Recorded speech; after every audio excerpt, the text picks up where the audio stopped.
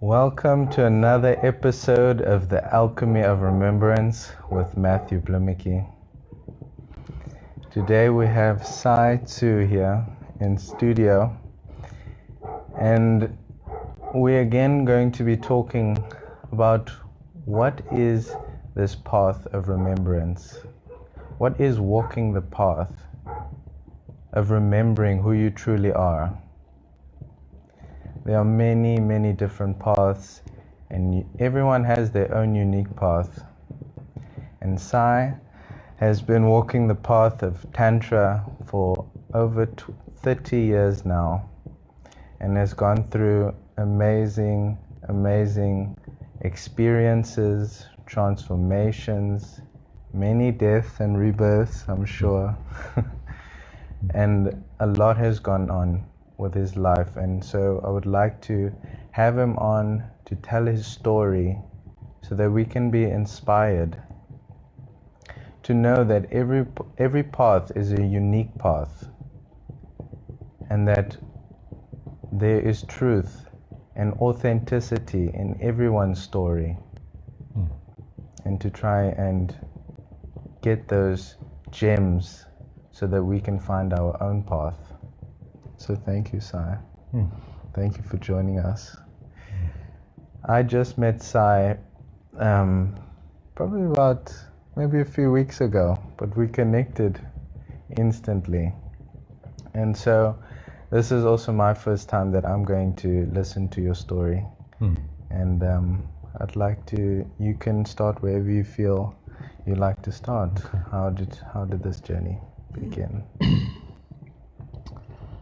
I've been doing spiritual practice for 30 years, but actually the Tantric Journey really began 14 years ago, in 2005. And I returned to South Africa after living in Europe, mostly in the UK, for about 4 or 5 years. And while I was over there, I'd been deep in a neo-Advaita practice.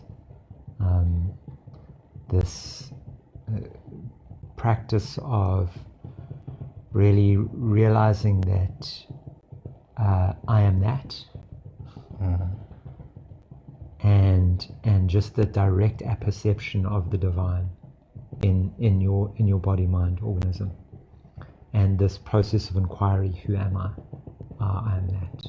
Okay, who am I? Who am I? Who am I? And it had gone really deep to the point where I'd gone through this Satori awakening experience.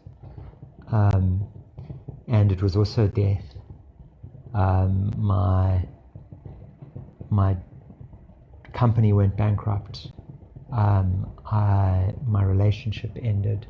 My marriage ended, and I actually found myself for a brief period of time living in the park. About a week, I lived in Hackney Marsh. I was sleeping under some beautiful cherry trees. It was the best living rough experience. It was very styling. Yeah. I had this place surrounded by stinging nettles. And there was like a special path in, so I felt very safe because it was protected by the nettles, so nobody else could get in there. Wow. And there were 2 big cherry trees, so I'd wake up in the morning and climb into the trees and feast on cherries for breakfast. The only thing was the mosquitoes were really hectic. So, gotta have a little bit of badness in there. Yeah, so when a friend offered me to come and stay in his squat and sleep there, I took the offer. So it was just a week, but it was necessary. I threw my shoes away. I walked barefoot for about a year, even when I came back to South Africa. And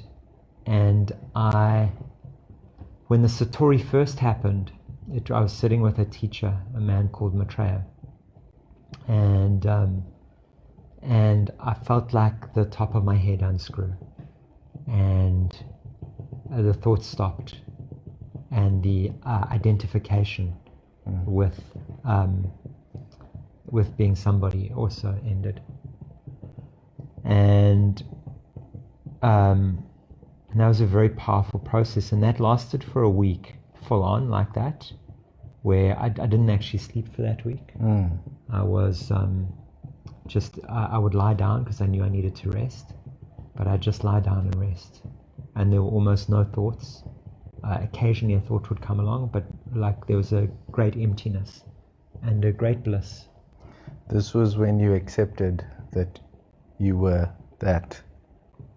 Is that what the process was? It kind of dropped in. It was like, it was that aha moment. Yeah, there was no separation between me and the universe anymore. But at the same time, it was also like a little dysfunctional. I couldn't really, I could wash and eat and things like that, but I had no interest in work. I lost all interest in earning money. I let a lot of things just dissolve. My relationship, my business, all of these things. They were already on their way out. And there'd been like a whole process there, but then this was just like the final release.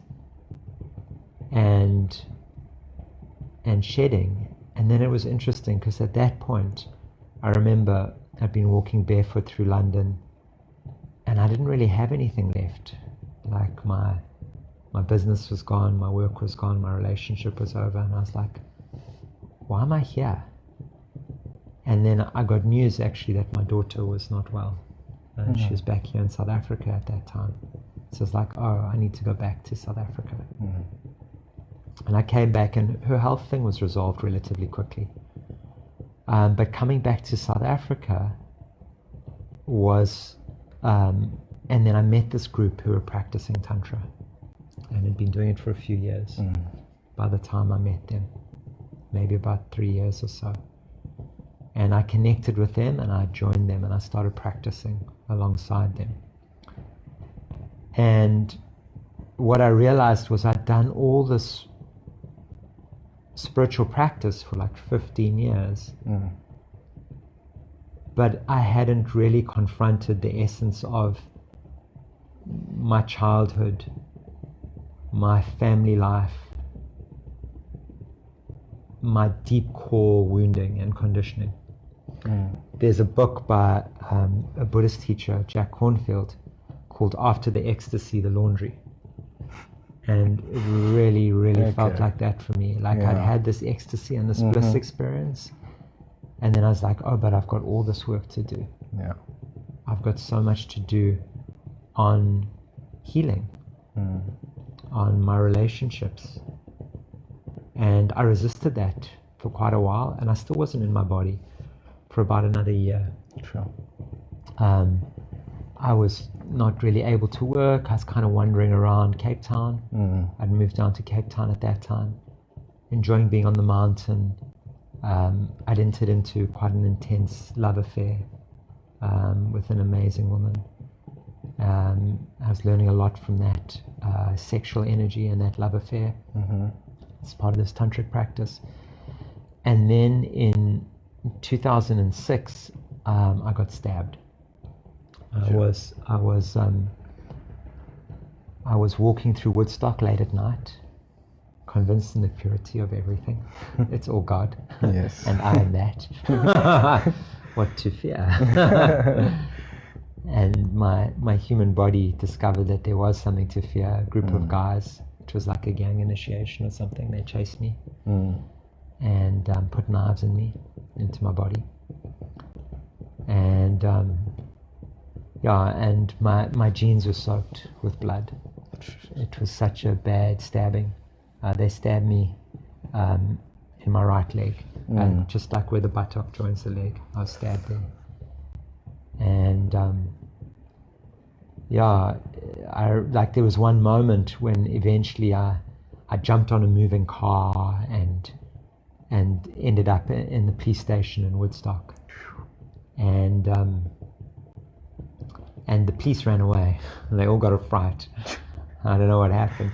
And there was a moment when I was holding the wound and I was trying to call for help and I had no strength in my voice. It's like, help, help. And that was the moment I thought, oh shit, I could be an actual cuck here. Anyway, it took me like a year to learn how to walk again. and there was about 3 months in absolute agony where the nerve was severed. So the nerve damage had me in such pain, and that really brought me back into my body after that awakening. So what does that mean that your body, you weren't in your body? Because everyone would think, what do you mean? Yeah. We are our bodies. Yeah. There was like a level of disconnect because I was in this strong idea of spirituality and in this meditative state, in this quite blissful state a lot of the time, but it wasn't fully embodied.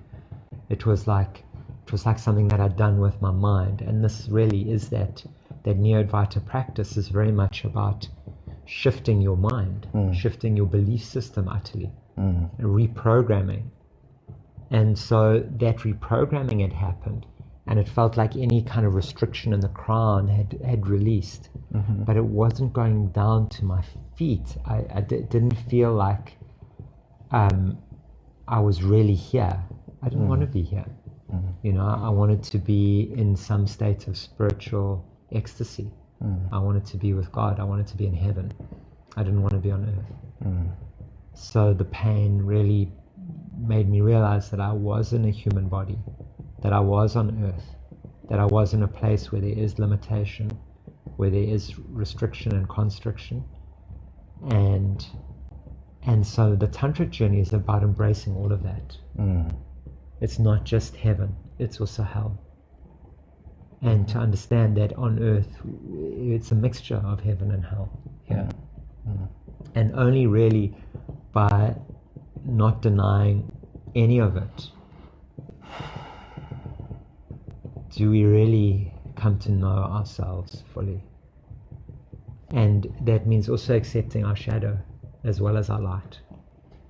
And, you know, so after the stabbing, I would get into these rages. I would find myself exploding with anger. And part of that was trauma, but part of it was old anger from my childhood.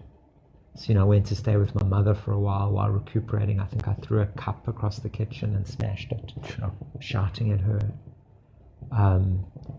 You know, and things coming up around my childhood. It was like, okay, right? So despite all that spiritual work and that big spiritual awakening, there were some core fundamental things which hadn't been addressed.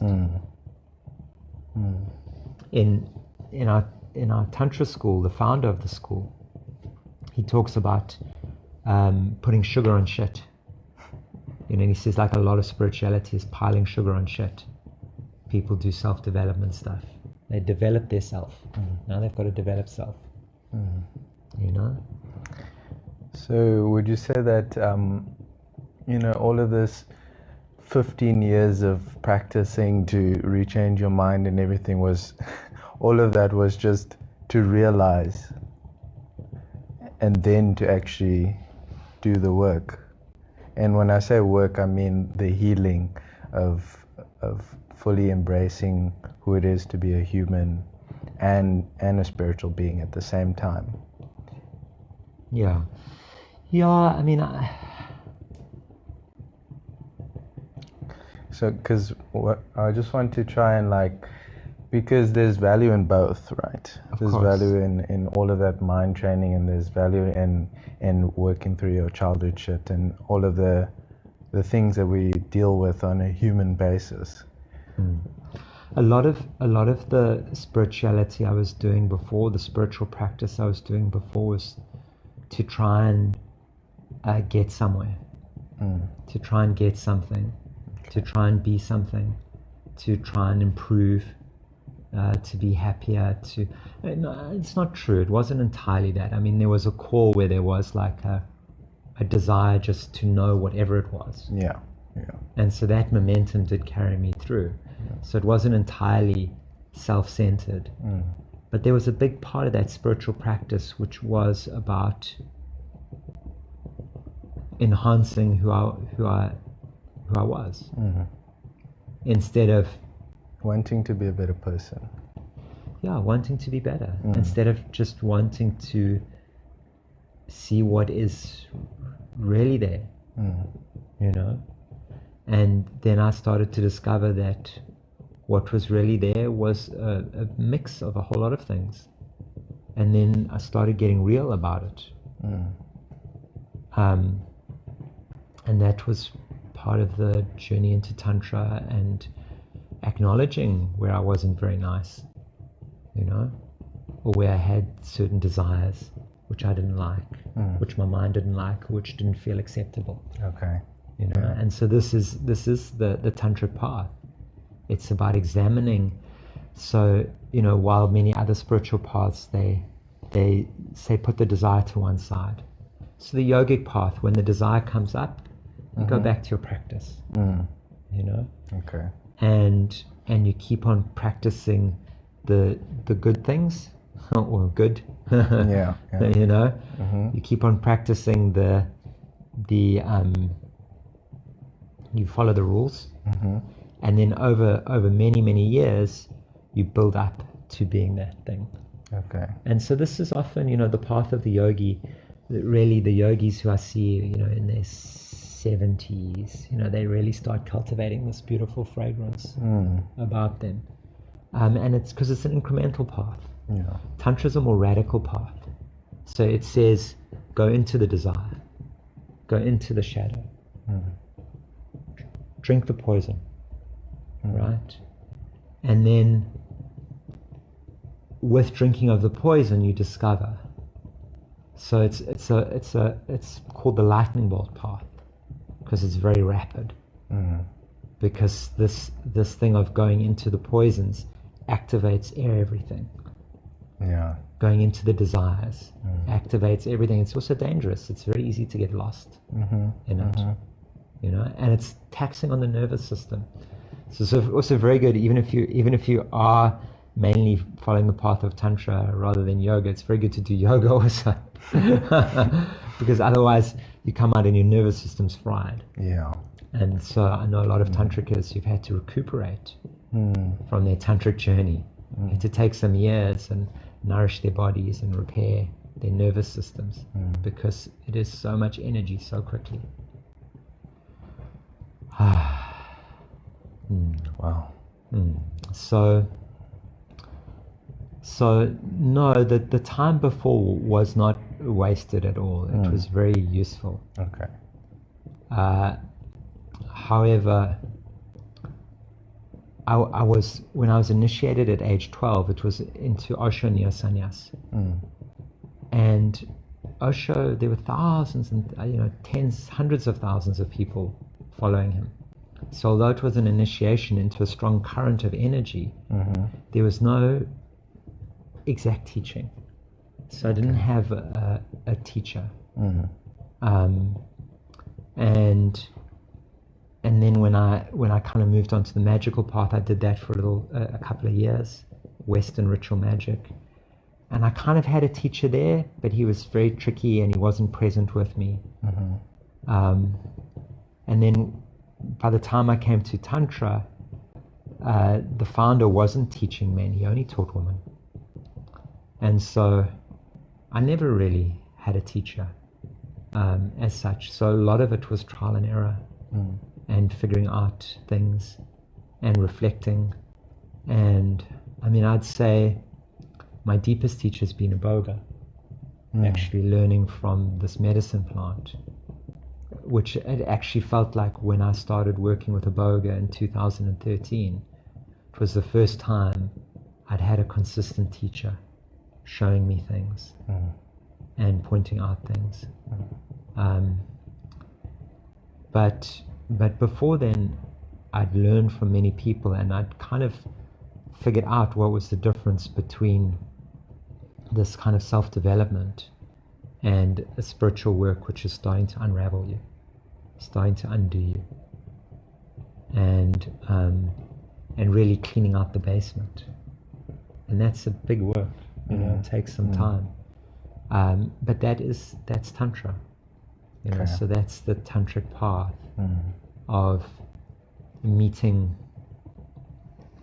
all your desires, all your fears, and going into them rather than avoiding them. Okay. Yeah, there's always a lot of talk of love and light and positivity, and so Tantra is all about that, but it's also about that balance, right, between the light and the dark. Is as much love as you give, you must also give the love to your hatred or to your fears or to... Yeah, it's working with polarity. It's working with so it's understanding the rule of polarity, the rule of duality. Okay. That, you know, as high as it goes, it also goes so low. As blissful as it is, it's also horrific. You know, and it's not denying that, and it's bringing the heart to that. So, like, are we able to? Yes, we're able to love when it's nice and it's pretty. Yes.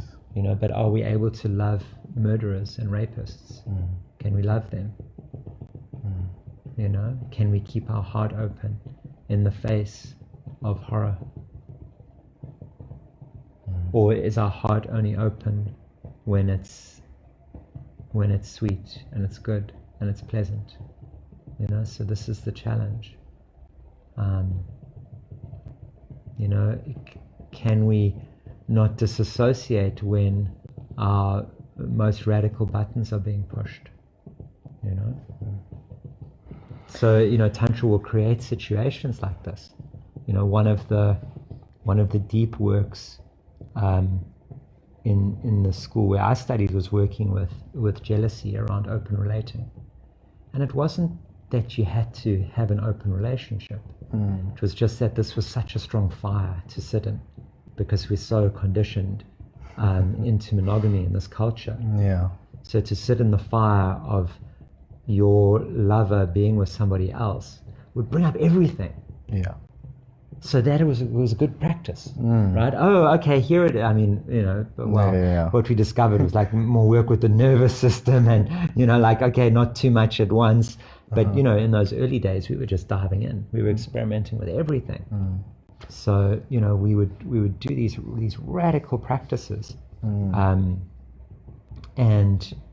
then activate all your emotions and all your feeling and totally disassociate and not be present. And then the practice was, can you come back to presence? Can you come back to peace? Can you come back to love?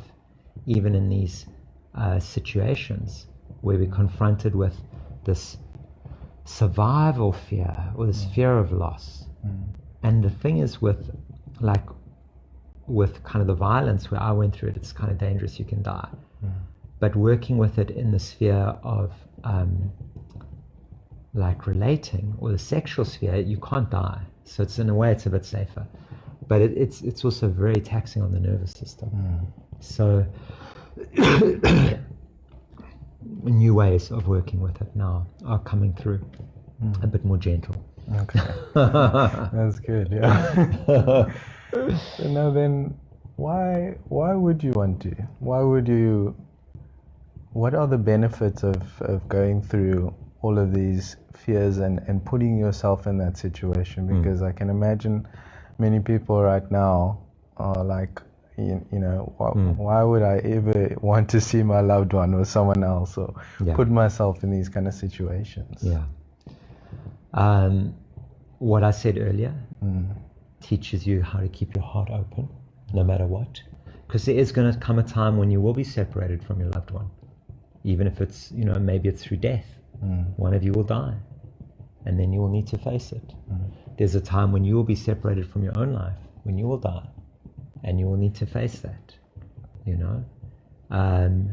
And there are many situations in the world which are terrible, and we can pretend that they're not there or try and not hear about them, or we can face them and keep loving.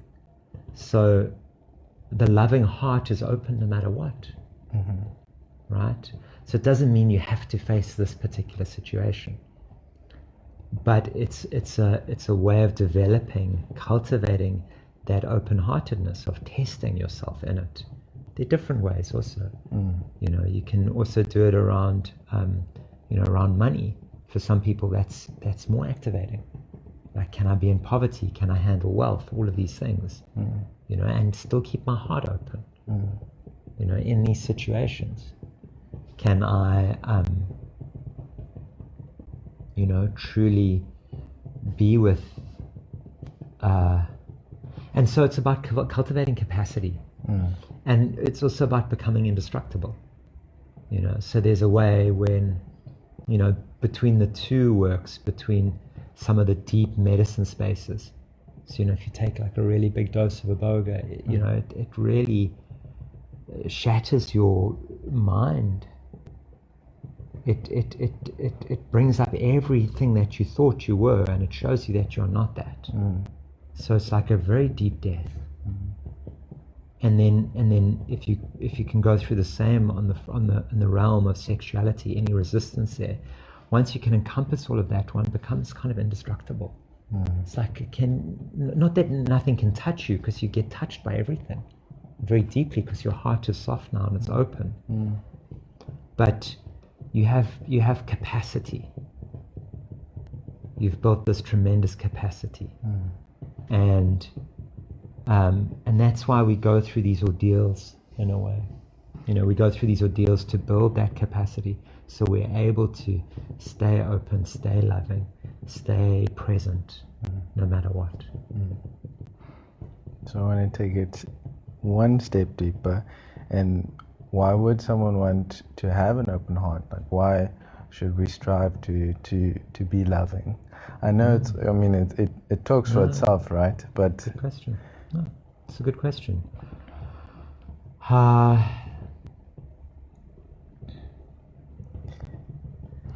Because when your heart is open, you are transparent. There's now no separation between you and God. And there's a tremendous blissfulness in that. It feels good. Like after you've opened your heart, then it feels painful to close it. It feels painful to be contracted. You know, it's like, why be contracted when you can be relaxed?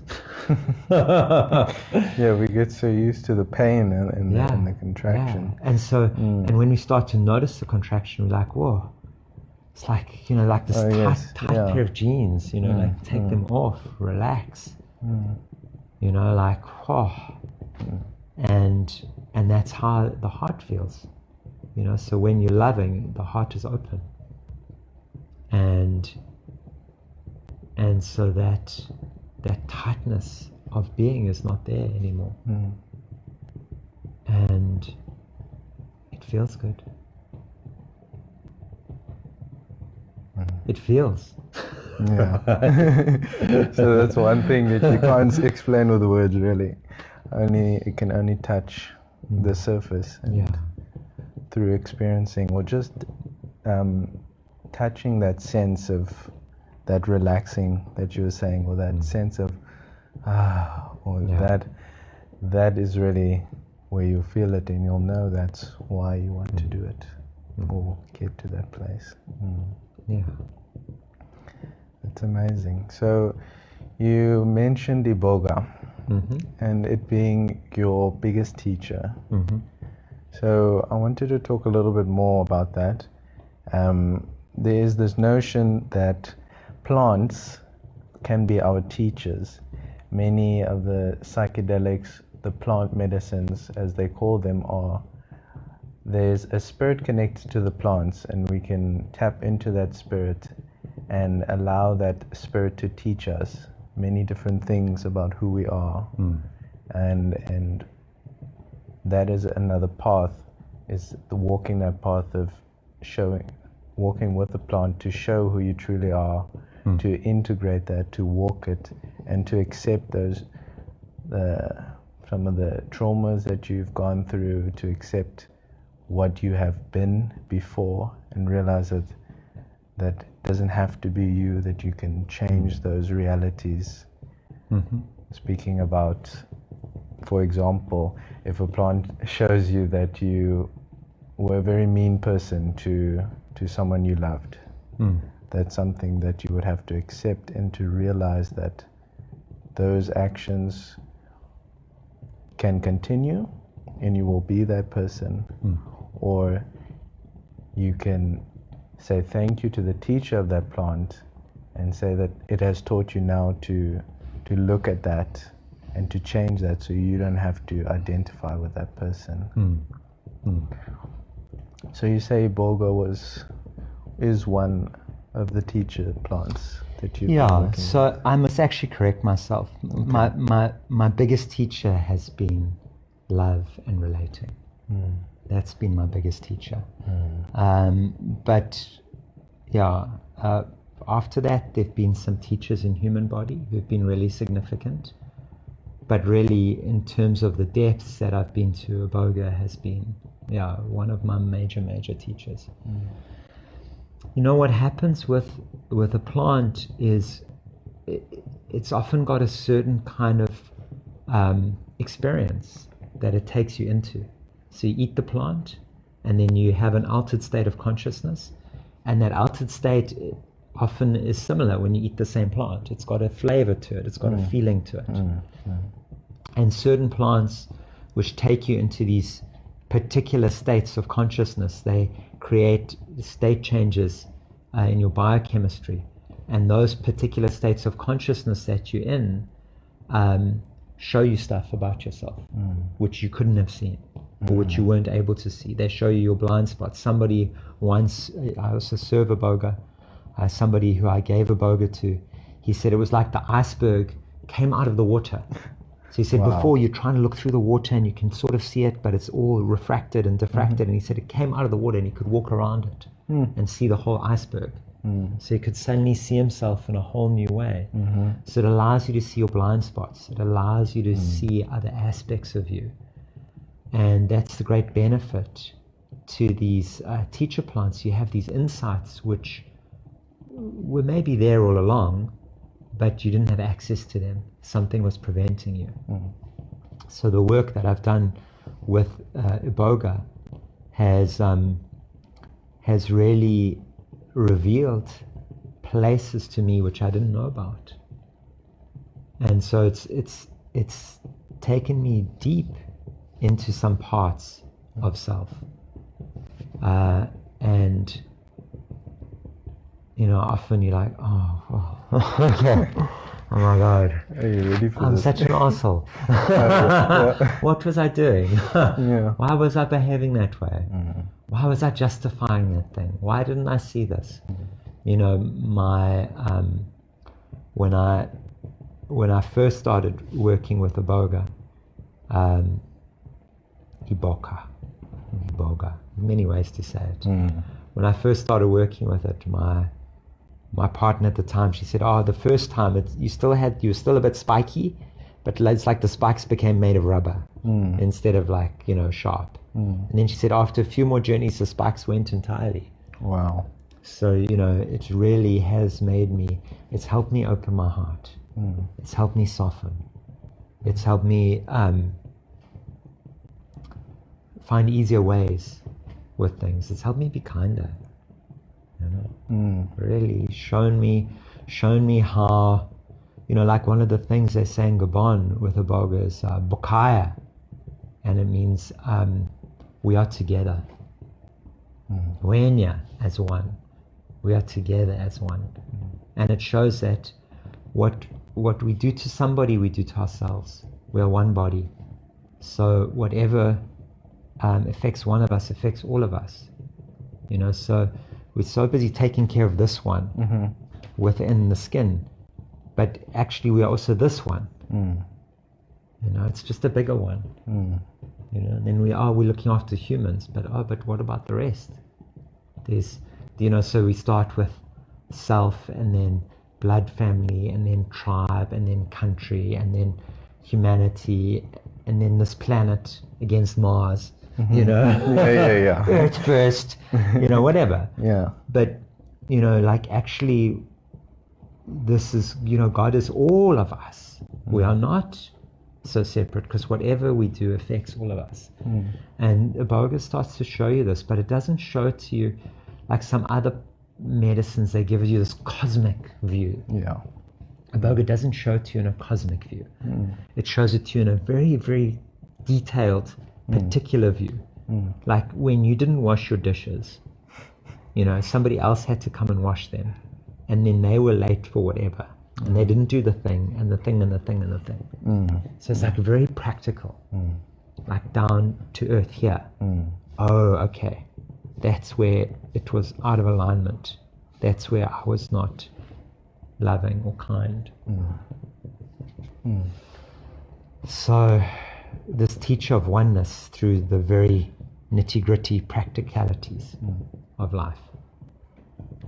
Also teaching you to take responsibility for your actions. Yeah. Yeah. And then, on that note, that really brings up something that I would love to dive into, and to be the last sort of topic to leave with everyone, is the notion of taking responsibility for one's actions, and that speaks to being a man and what true sacred masculinity is about. And I'd just like to hear your views on what is the sacred masculine, because it's my feeling that we have lost what man really is. To me, and growing up as a young man, you know, it always felt to me like, to be a man, I must be tough, and I've got to know what I need to do. I've got to have a plan, and I've got to be able to make money. Got to be, you know, good at making businesses and making decisions and providing and being sustainable.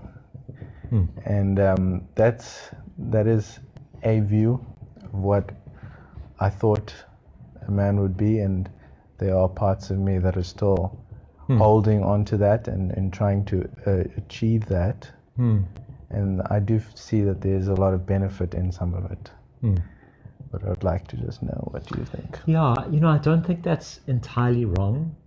You know, it's like those views of that kind of protector, provider aspect of the masculine. It's not wrong, but like the orientation, like, is it coming from the heart?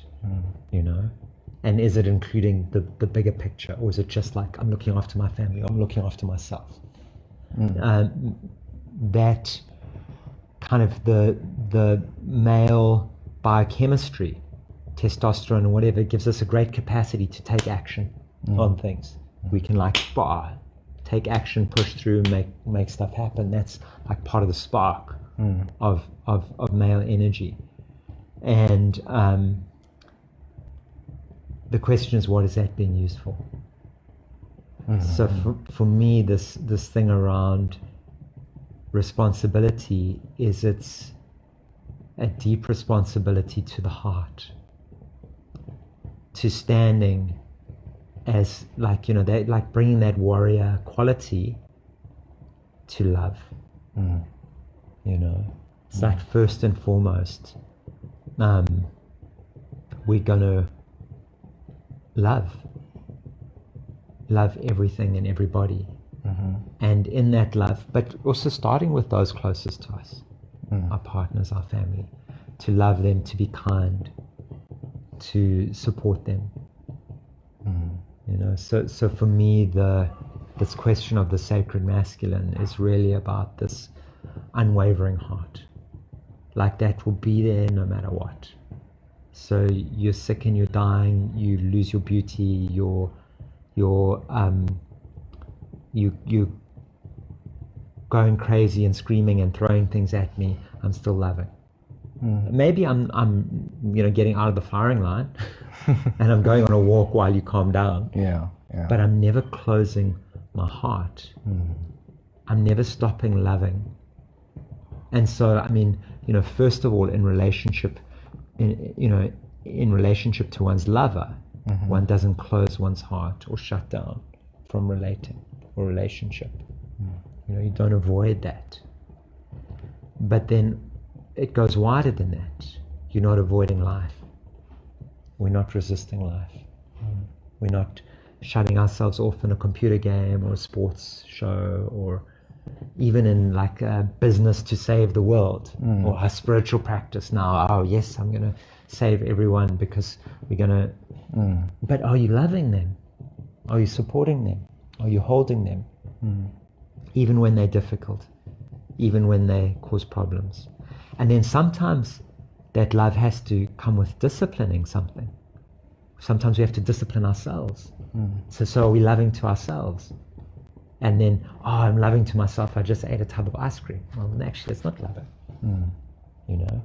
So also, with the people around us, if somebody's now going out and stabbing people, maybe the most loving thing to do is to kill them, because they're running around stabbing people and they're coming to stab people who hear, and you need to kill them. But you don't need to hate them while you do that. You maybe need anger and force and direct energy to take care of that.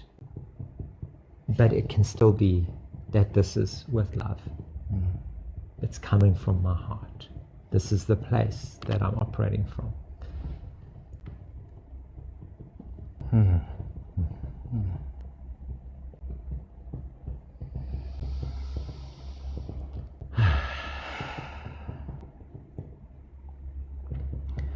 So, where do you think it got skewed, or how do you think men got disconnected from the heart? Have you heard of this concept of Wetiko? Okay, so it's one of the Native American tribes. It's a term from one of the Native American tribes. I'm not sure which one. But they talk about this. They talk about it as a disease, something called Wetiko. And the story goes that there was a hunter, and he was the best hunter in the tribe. He could get the most game. And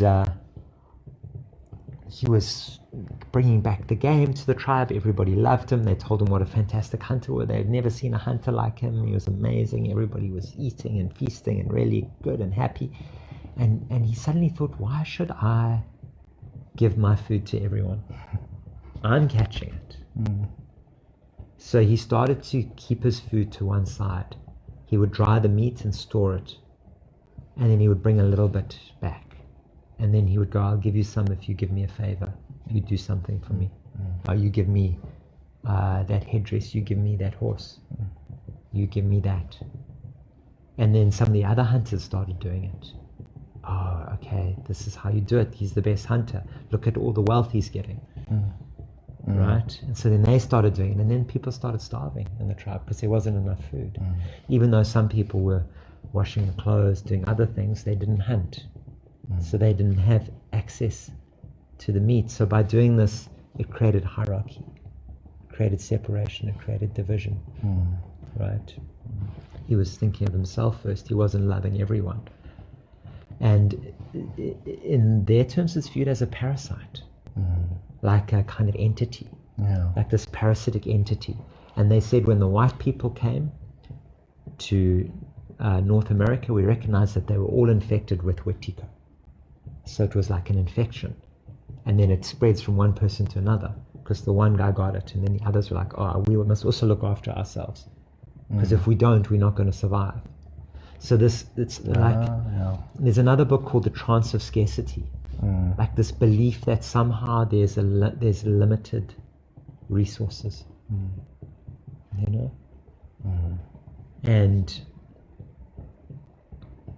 one of the things in that early Advaita work is to learn that it is all an aspect of self.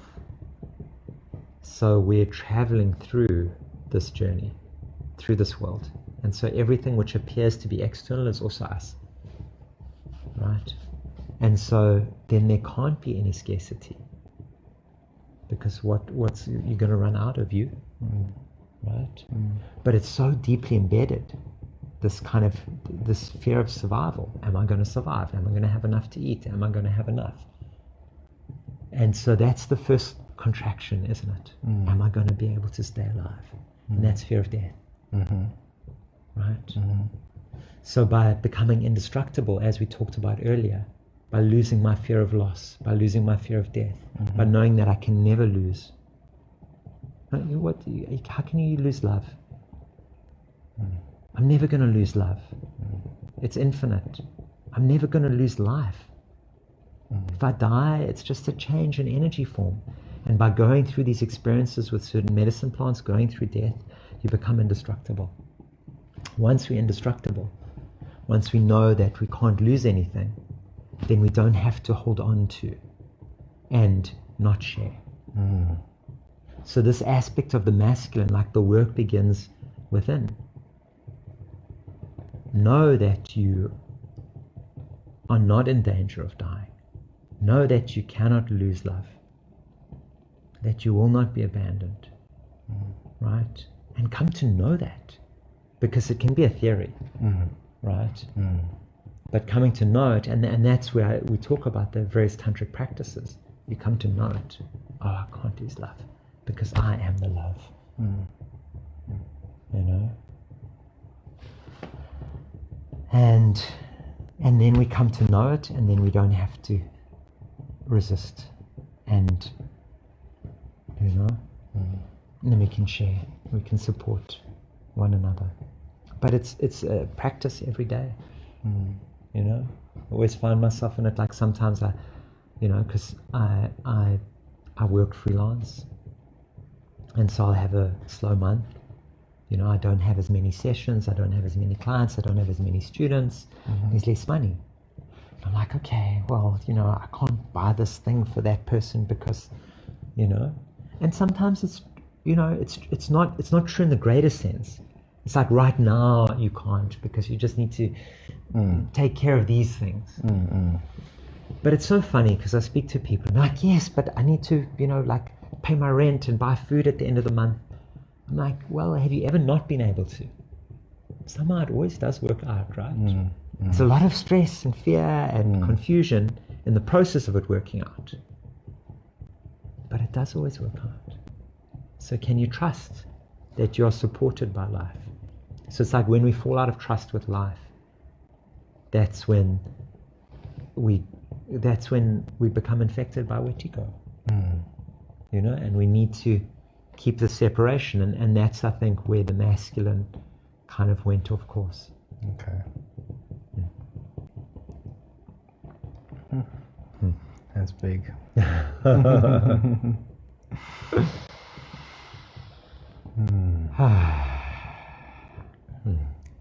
But I think that was good.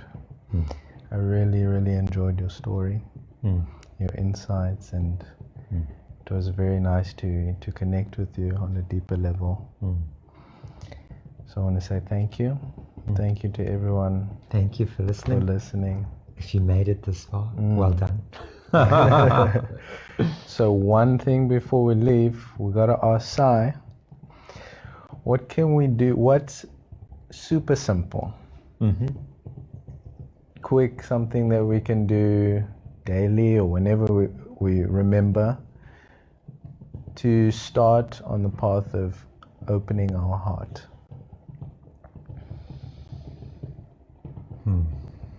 Because ultimately, what I've taken from this conversation is that we all want to live with a more open heart.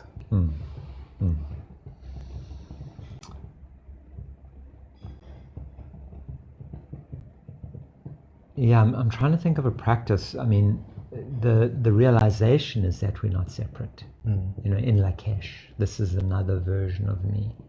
But I'm trying to think of like a practice to really ground that in a very simple way. And